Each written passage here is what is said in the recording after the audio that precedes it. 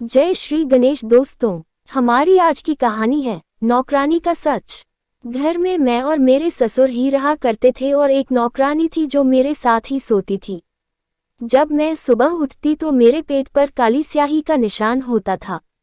एक दिन मैंने अपनी नौकरानी को नींद की दवा खिलाकर अपनी जगह सुला दिया, क्योंकि मैं देखना चाहती क्या सच में उसके ससुर ऐसे है। लेकिन कुछ ही देर में मेरे ससुर आए और मुझे समझकर नौकरानी के साथ। अब शुरू करते हैं कहानी। पिछले 20 दिन से रोज मेरे पेट एक काला निशान नजर आ रहा था।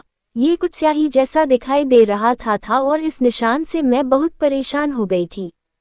कौन था जो रोज रात में यह निशान मेरे पेट पर लगाता था? मैं जब भी नहाती तो ये निशान हल्का हो जाता था, पर दोबारा रात को फिर से उसी जगह ये निशान मुझे दिखता था। पहली बार जब मैंने ये निशान देखा तो मुझे लगा था कि शायद कुछ लग गया होगा, लेकिन अब तो ये निशान रोज मेरे पेट पर मुझे नजर आने लगा था। मैं शक करती भी तो किस पर, क्योंकि घर में मेरे अलावा बस 2 ही लोग थे, एक मेरे ससुर जी और दूसरी एक काम वाली लड़की जो कि मेरी ही उम्र की थी। बात यह है कि मेरी शादी के बाद ही मेरे पति को वापस विदेश जाना पड़ा, क्योंकि वो वही जॉब करते थे। मेरे ससुराल में मेरे ससुर जी ही थे। सास की तो पहले ही मृत्यु हो चुकी थी और मेरे पति ईशान अपने माता पिता के इकलौते बेटे थे, लेकिन जॉब दूसरे शहर में करते थे। मेरे पति अक्सर मुझे कहते थे कि तुम्हारा वीजा लगवा कर तुम्हें भी मैं अपने पास ही बुला लूंगा। मैं अपने पति के जाने पर बहुत उदास थी, मन नहीं लगता था घर में। वो तो अच्छा है कि घर में एक नौकरानी भी थी जो दिन रात रहती थी, वरना तो घर में मैं और मेरे ससुर जी ही अकेले होते। लोग तरह तरह की बातें ना बनाएं, इसलिए मेरी शादी से कुछ दिन पहले ही एक नौकरानी को दिन रात के लिए मेरे पति ने रख दिया था। पूरे घर का काम वही करती थी और रात को मेरे साथ सो जाती थी। वो भी जवान लड़की ही थी। पहले तो मेरे ससुर जी का ज्यादातर समय अपने कमरे में ही गुजरता था या फिर लाउंज में टीवी देखकर। मेरे ससुर जी थोड़े अलग तरह के इंसान थे। खाना खाने से पहले 15-15 मिनट तक हाथ ही धोते रहते थे, फिर भी उन्हें शक होता था कि पता नहीं कौन सा हाथ ठीक से धुला है और कौन सा नहीं। पूरी तसल्ली करने के बाद ही खाना खाते थे। हमेशा टीवी देखते रहते। मुझसे वो ज्यादा बात भी नहीं करते थे, बस जब भी काम होता तो बुला लेते थे, नहीं तो कभी आवाज नहीं देते थे। मैं पूरा दिन उस नौकरानी से घर के काम करवाती और साथ साथ बातें भी करती रहती थी। शुरू के 2 महीने तो ऐसे ही गुजर गए। ईशान से भी मेरी हर 2-3 दिन पर बात होती थी। मैं हर बार उनसे अपना वीजा के बारे में जरूर पूछती, लेकिन वो यही कहते कि कोशिश कर रहा हूँ। जब कभी मैं नौकरानी से अपने ससुर जी के कमरे में सफाई करने को कहती तो वो नहीं करती थी। कहती थी दीदी आप भी मेरे साथ चलो, मुझे अकेले बहुत डर लगता है। बार बार मुझसे कभी बैठकर चादर बदलवाते रहते हैं, कभी कहीं झाड़ू लगाते हैं, कभी कहीं। उसकी बातें सुनकर मैं तो हंसने लगी, तो कहती नहीं दीदी मुझे सच में उनसे डर लगता है, उनकी नज़रें अच्छी नहीं है। क्या आपको पता है कल मुझे कहने लगे इतनी गर्मी है, मैं कमरे में नहाने जा रहा हूँ, तुम चाहो तो दुपट्टा उतार कर काम कर लेना। मुझे उसकी ये बात बहुत अजीब सी लगी, तो मैंने यह कहकर टाल दिया कि बेटी समझकर तुम्हारा ख्याल किया होगा। वो कहती जाने भी दो दीदी, मैंने तरह तरह के लोगों के घरों में काम किया है, सबकी नज़रों को अच्छी तरह से पहचानती हूँ मैं। ये बोलते हुए वो किचन में चली गई और मैं भी अपने कामों में लग गई। लेकिन अब जो मेरे साथ हो रहा था वो कुछ अजीबोगरीब था। आखिर कौन था जो रोज रात को काला रंग मेरे पेट पर लगाता था और मुझे महसूस भी नहीं होता था। रात को मैं बहुत देर तक जागती रही। वो काम करने वाली लड़की मेरे ही कमरे में जमीन पर बिस्तर लगाकर सोती थी। रात के करीब 2 बजे बज गए थे और मैं अब तक उठी ही थी ये देखने के लिए कि कौन ऐसा करता है, लेकिन फिर पता नहीं कब मुझे नींद आ गई। पूरा दिन घर के कामों की वजह से मैं इतना थक जाती थी कि पूरी रात मेरे लिए उठना बहुत मुश्किल था। एक दिन तो मेरे होश ही उड़ गए जब मैंने अपने ससुर जी को उंगली से किसी खाली कागज पर कुछ लाइनें खींचते हुए देखा। मैं तो उन्हें शाम की चाय देने के लिए गई थी, लेकिन जो कुछ देख चुकी थी वो मेरे होश उड़ाने के लिए काफी था। जब उनकी मुझ पर नजर पड़ी तो पहले तो मैं घबरा गई और मुझे देखते ही वो गुस्से से बोले, तुम बिना पूछे क्यों मेरे कमरे में आ जाती हो? क्या तुम्हें किसी ने यह तमीज नहीं सिखाई कि दरवाजे पर पूछकर इजाजत लेते हैं? पहली बार उन्होंने मुझसे इस लहजे में बात की थी। मेरा तो रंग फीका हो गया था और मैं वापस पलट गई और सीधा अपने कमरे में आ गई। अब तो मेरे दिल की धड़कनों का यह आलम था कि जैसे सीने से दिल निकल कर बाहर ही आ जाएगा। मेरे पेट का निशान अब तो मेरे दिमाग में घूम रहा था। तो क्या वो निशान मेरे ससुर जी ने लगाए हैं? दिल ये मानने को तैयार ही नहीं था। वो तो मेरे पापा की जगह है, मैं ऐसा कैसे सोच सकती हूँ, लेकिन हकीकत थी कि मेरे पेट पर जिस तरीके की स्याही का निशान होता था, मेरे ससुर भी उसी रंग की स्याही से कागज पर कुछ लकीरें खींच रहे थे। एक दिन मैं अपने कमरे से निकलकर किचन में गई तो मेरे ससुर जी नौकरानी के बिल्कुल पीछे खड़े थे। वो बड़े ही आराम से बर्तन धो रही थी और वो उसके बहुत करीब थे। मुझे ये बात बहुत अजीब सी लगी। इसका मतलब कि नौकरानी उस दिन ठीक कह रही थी कि मेरे ससुर जी की नज़र और नीयत अच्छी नहीं है। मैं किचन में चली गई और मैंने अपने ससुर से कहा कि पापा आप यहाँ क्या कर रहे हैं, क्योंकि मैंने उन्हें आज से पहले कभी किचन में नहीं देखा था। वो मेरी आवाज़ पर बुरी तरह से हड़बड़ाए। मुझे किचन में देखकर कुछ अलग सा व्यवहार करने लगे। इतने में मेरी आवाज़ पर वो नौकरानी भी बर्तन धोना छोड़कर मुझे देखने लगी। वो भी शायद मेरे ससुर के वहाँ होने से बेखबर थी। अजीब नज़रों से हम दोनों को देख रहे थे वो। मैंने नौकरानी को नज़रअंदाज किया और ससुर से किचन में आने की वजह पूछने लगी तो वो कहने लगे कि मैं इस नौकरानी की छुट्टी करवा दूंगा। ये झाड़ू लगाकर बिना हाथ धोए बर्तन धो रही है, इसके हाथ गंदे हैं। वो परेशान सी हो गई, कहने लगी साहब क्यों झूठ बोल रहे हैं? मैंने सबसे पहले हाथ धोए थे, उसके बाद ही किचन के बर्तनों को हाथ लगाया है। मेरे ससुर तो उस नौकरानी से बहस पर उतर आए। कहने लगे कि तुम झूठ बोल रही हो, मेरे बेटे के पैसे हराम के हैं क्या?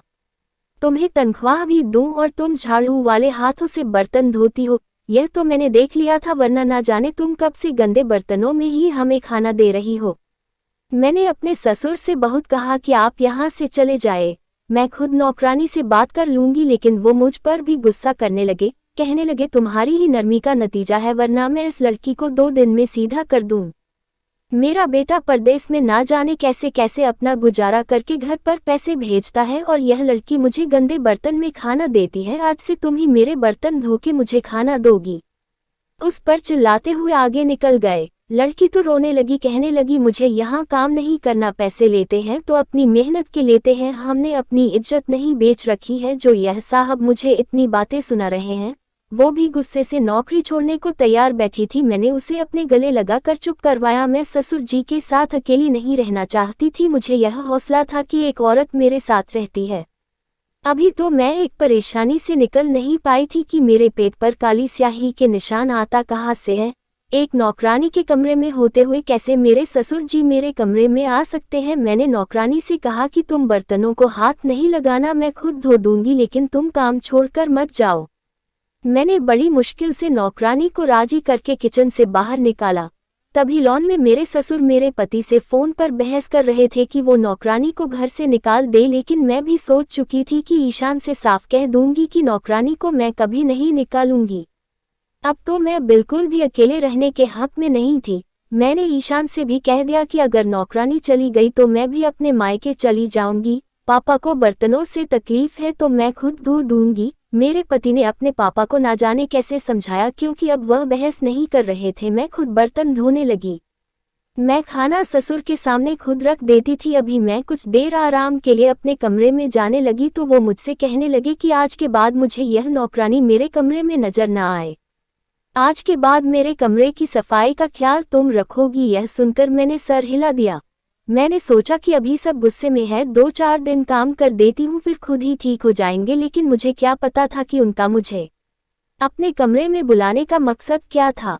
मैं जब ससुर के कमरे में पूछकर गई ताकि उनके कमरे में सफाई कर दूं तो फिर से काली स्याही से सफ़ेद कागज पर लकीरें खींच रहे थे। मुझे देखकर जल्दी से सब कुछ दराज में रख दिया और सीधे होकर बैठ गए। मैंने कहा पापा मैं सफाई कर दूं तो कहने लगे हाँ कर दो। मैंने उनके बैग की चादर बदली और झाड़ू लगाने लगी, लेकिन वह बार बार मुझे ही देख रहे थे। एक बार भी उन्होंने मुझसे नजरें नहीं हटाई थी, और अगर वो यूं भी देखते तो मैं कभी भी सुकून से काम नहीं कर सकती थी। मेरे हाथ भी घबराहट के मारे कांपने लगे। मैं बार बार दुपट्टे से अपना चेहरे पर आने वाला पसीना पोंछ रही थी, साथ ही साथ कालीन पर झाड़ू भी लगा रही थी। मेरे ससुर कुर्सी से उठकर मेरे पास आ गए। वो मेरे सामने खड़े हो गए तो मुझे भी खड़ा होना पड़ा। मुझे कहने लगे इतनी गर्मी है, तुम अपना दुपट्टा उतार कर झाड़ू लगा लो, मैं तो वैसे भी वॉशरूम में नहाने जा रहा हूँ, कमरे में कोई नहीं है। उनका इस तरह धीरे से बात करना मुझे तो हैरत हो रही थी, वो तो हमेशा तेज आवाज से ही बात करते थे। मुझे नौकरानी की बात याद आ गई। मैंने कहा, नहीं, मुझे अपना दुपट्टा पहन कर काम करने की आदत है। अभी मैं यह कह ही रही थी कि उन्होंने अपनी जेब से रुमाल निकाला और मेरे चेहरे से पसीना साफ करने लगे। मैं पीछे हटी, वो भी घबरा से गए और फौरन वो अपने कमरे के वॉशरूम में चले गए। मेरे दिल की हालत तो ऐसी थी कि धड़कन चलना ही भूल गई थी। मुझे तो अब अपने ससुर के करैक्टर पर शक होने लगा। मैंने जल्दी जल्दी उनके कमरे की सफाई की और कमरे से बाहर निकल गई। पूरा दिन मैं परेशानी में थी। रही बात रात की, तो जब मैं नौकरानी के साथ अपने कमरे में आई तो वो जमीन पर अपना बिस्तर बिछाने लगी। मैंने कहा, माला जरा इधर आओ, मेरी बात सुनो। मैंने सोचा मुझे नौकरानी से सारी बात बतानी चाहिए। वो अपना बिस्तर छोड़कर मेरे पास आकर बैठ गई। मैंने उससे कहा कि तुम जो कुछ भी मेरे ससुर जी के बारे में कहती हो, मुझे भी वो सच लगने लगा है। फिर मैंने उससे यह भी बता दिया कि रोज मेरे पेट पर काली स्याही का निशान होता है। यह बात सुनकर मुझे हैरत से फटी आंखों से देखने लगी। कहने लगी, दीदी, मुझे तो आपके ससुर पर पहले से ही शक है। मुझे तो लगता है कि वह आप पर कुछ गलत भी करते हैं। हमारे गांव में भी एक ससुर ने गलत करके अपनी बहू से शादी कर ली थी। उसका पति भी बाहर रहता था। नौकरानी की बात सुनकर मेरे होश उड़ गए। पहले तो साहब मुझे देखते रहते थे और अब मेरी जब भी उन पर नजर पड़ती तो वो आपको ही देख रहे होते हैं। मुझे भी निकालने के चक्कर में है, इसलिए तो बिना वजह मेरे हर काम में नुक्स निकालते हैं। मेरा जी तो यह सब सुनकर घबराने लगा है। मैं अपना कमरा लॉक करके सोने लगी थी। अब मेरे पेट पर निशान भी नहीं होता था। अब तो मुझे यकीन होने लगा था कि रात को जरूर मेरे ससुर ही मेरे कमरे में आते हैं, शायद कोई गलत काम भी करते हैं। लेकिन ऐसा कैसे मुमकिन था? जब से मैंने कमरा बंद करना शुरू किया मेरे ससुर मुझे घूर घूर कर देखने लगे थे, लेकिन मैंने परवाह नहीं की। कुछ दिन के बाद ही मेरे ससुर तो मुझ पर चिल्लाने लगे। कहने लगे कि तुम अपने कमरे का दरवाजा क्यों लॉक करती हो? मेरा बेटा तुम्हें मेरी जिम्मेदारी पर छोड़ कर गया है। मुझे इस नौकरानी पर बिल्कुल भरोसा नहीं है, इसलिए खुद आकर बार बार कमरे में झांकता हूँ कि कहीं यह कुछ चुरा कर भाग ना जाए। मुझे तो अपने ससुर की बात का भरोसा नहीं था। मैंने रात को ईशान से कह दिया कि मेरे वीजा का जल्द से जल्द बंदोबस्त करो, मुझे उनके पास जाना है। पर जो बात मुझे ईशान ने बताई, यह सुनकर तो मुझे रोना आने लगा। कहने लगे कि पापा ने मुझे तुम्हारा वीजा लगाने से सख्ती से मना कर दिया है। कहते हैं कि बहू को बाहर नहीं भेजूंगा। मैं यह सुनकर रोने लगी। मैंने कहा, ईशान, मुझे यहाँ नहीं रहना, या तो आप वापस आ जाओ या मुझे अपने पास बुला लो। कहने लगे, बस 1 साल की बात है, मैं वापस आ जाऊंगा, 1 साल के लिए रह लो। मैं इस बात पर भी नहीं मानी थी, लेकिन ईशान अपनी मजबूरियां बताने लगे। 1 साल के बाद उन्हें पैसा मिलने वाला है, अगर अभी आ गए तो नुकसान हो जाएगा। मुझे अपनी चिंता होने लगी थी कि ना जाने मेरे ससुर क्या चाहते थे। मैं तो अब सांस भी नहीं ले सकती थी। अब तो उन्होंने अपने सारे काम मुझसे करने शुरू कर दिए थे। जिस दौर से मैं गुजर रही थी वो मैं ही जानती थी। अब तो वो हर बात पर मुझे बुलाने लगे। मैं अपने कमरे में दोपहर को आराम करने जाती तो एक हंगामा मचा देते। तुम्हें मेरी कोई फिक्र नहीं है, मुझे खाना देकर समझती हो कि तुम्हारी जिम्मेदारी पूरी हो गई है। मैं ईशान से तुम्हारी शिकायत करूंगा। मैं उनके रोज रोज की बहस से तंग आ चुकी थी। मैंने कहा कि आप बताएं मुझसे क्या काम है, मैं आपका कमरा खुद साफ करने लगी हूँ, आपके सारे काम करती हूँ, खाना चाहिए सब कुछ समय पर देती हूँ, इसके अलावा और क्या क्या जिम्मेदारी है? वह कहने लगे कि तुम मेरे पास बैठकर मुझसे बात ही नहीं करती, मुझे समय नहीं देती। यह मेरे लिए एक चौंकाने वाली बात थी कि मैं बैठकर उनके साथ बातें करूं। भला मैं उनसे क्या बातें कर सकती थी? उन्हें खुद ही यह सोचना चाहिए था। ना ही उनका कोई दोस्त था कि वो घर से बाहर जाते या कोई दोस्त घर आए। गांव में भी उनके सख्त आवाज के चर्चे आम थे। लोग उनसे बात करने से पहले घबराते थे। इस बार मैंने उनकी बात से साफ इनकार कर दिया। मैंने कहा कि आपको मेरी शिकायत लगानी है, शौक से लगा दीजिए, लेकिन मैं आपके साथ बैठकर बातें नहीं कर सकती। एक बहू होने के नाते मैं जो कर सकती हूँ वो मैं कर रही हूँ, इससे ज्यादा की उम्मीद आप मुझसे ना ही रखें तो बेहतर है। मेरी बात सुनकर वो और गुस्से से भड़क गए, लेकिन मुझसे कुछ नहीं बोले, अपने कमरे में वापस चले गए। नौकरानी भी वही खड़ी सारी बातें सुन रही थी। कहने लगी, दीदी आपने बिल्कुल ठीक किया है। भला अब कोई साहब की पत्नी थोड़ी है जो घंटों उनसे बातें करती रहे। मुझे नौकरानी की बात सही लगी, मेरा भला चाहती थी। अब मुझे लगा अच्छा ही है, वो मुझसे नाराज हो गए हैं, कम से कम अब मुझे परेशान तो नहीं करेंगे। लेकिन जो मेरे साथ रात को हुआ, मैं तो बहुत डर गई। सुबह मेरे पेट पर काले रंग का निशान फिर से लगा था। नौकरानी अब तक सोई पड़ी थी। मैंने उसे बताया तो कहने लगी, मेरा सर भारी है, मुझे नींद आ रही है, रात भर मुझे होश नहीं था कि कहाँ सोई हूँ। फिर कहने लगी, हाँ मुझे याद आया, रात को मेरे सर में हल्का सा दर्द था, साहब ने मुझे एक सर दर्द की गोली दी थी, कहने लगे यह खा लो ठीक हो जाओगी। लेकिन ना जाने वह खाते ही मुझे होश ही नहीं रहा और मैं यह सोचने लगी कि इसने तो गोली खाई थी, लेकिन मैंने ऐसा कुछ नहीं खाया था, मुझे क्यों याद नहीं आता और फिर क्यों मेरे पेट पर यह निशान होते हैं। अब मैं सोच चुकी थी कि चुप नहीं रहूंगी। मैंने रात को नौकरानी को एक नींद की गोली खिलाई और अपने बेड पर सुला दिया और खुद छुप गई। नौकरानी को मैं पहले ही बता चुकी थी, वो मेरी मदद करने को तैयार थी, मैं पर्दे के पीछे छुपी हुई थी। जब रात के 2 बजे मेरे ससुर मेरे कमरे में आए और मेरे बेड के करीब जाने लगे। जैसे ही वो बेड के करीब पहुंचे मैंने लाइट जला दी। मेरे ससुर उसी टाइम पीछे हट गए। मुझे अपने पीछे देखकर मेरे ससुर हैरान हो गए और कमरे से बाहर निकल गए। उसी समय वहां 2 आदमी घुस आए और मुझे और मेरे ससुर जी को रस्सियों से बांध दिया। मेरे हाथ पीछे बंधे हुए थे, मेरी आंखों से तो बेबसी के आंसू निकल रहे थे। दूसरी कुर्सी पर मेरे ससुर बैठे थे, उन्हें भी रस्सियों से बंधा हुआ था। सामने 2 मर्द खड़े थे और मेरी अलमारी से सारा सोना निकाल रहे थे। वो नौकरानी उनके साथ खड़ी थी, सारा खेल उसी का रचाया हुआ था। वो कहने लगी कि वो तो कब का हर चीज से हाथ साफ कर चुकी होती, बस मेरा भरोसा जीतना चाहती थी। जानबूझकर उसने मेरे मन में मेरे ससुर के बारे में शक डाला था। मेरे पेट पर निशान भी वही लगाती थी और मेरे ससुर से मेरे खिलाफ बात करती थी कि आपकी बहू अच्छी नहीं है, आपको समय देने को तैयार नहीं है, इसलिए तो आपसे कोई बात नहीं करती। वो अच्छी तरह जानती थी कि मेरे ससुर कुछ वहमी है, इसलिए उनके सामने जानबूझकर झाड़ू वाले हाथों से बर्तन धोती थी। चाहती थी कि हम ससुर और बहू एक दूसरे से उलझते रहे और वो अपना काम कर जाए। जब मैंने उसे अपना प्लान बताया तो उसने अपने 2 आदमियों को बुला लिया। उसने कोई नींद की दवा नहीं खाई थी। वो मुझे और मेरे ससुर को एक कमरे में इकट्ठा करना चाहती थी, इसलिए उसने रात को मेरे ससुर से कहा कि आपकी बहू मुझे अपनी जगह पर सुलाकर रात को किसी से मिलने जाती है, अगर यकीन न आए तो रात को कमरे में आकर देख लेना। इसलिए मेरे ससुर रात को मेरे कमरे में आए तो बेड के पास जाकर यही देखने लगे कि सो कौन रहा है। तभी मैंने लाइट जला दी। मुझे कमरे में देखकर वह वापस जाने लगे तो दरवाजे पर 2 मर्द खड़े थे जिनके हाथ में तेजधार चाकू था। इन मर्दों के कमरे में दाखिल होते ही नौकरानी उठकर खड़ी हो गई। हम दोनों बहू और ससुर को रस्सियों से बांधकर सब कुछ चोरी करने लगी।